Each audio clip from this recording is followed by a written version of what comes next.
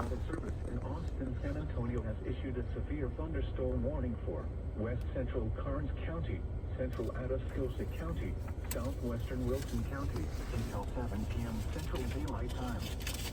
At 5:56 p.m. Central Daylight Time, a severe thunderstorm was located near Pleasanton, moving east at 25 miles per hour. Hazard, golf ball size hail and 60 miles per hour wind gusts. Damn. Source, radar indicated. Impact, people and animals outdoors will be injured. Expect hail damage to roofs, siding, windows, and vehicles. Expect wind damage to roofs, siding, and trees.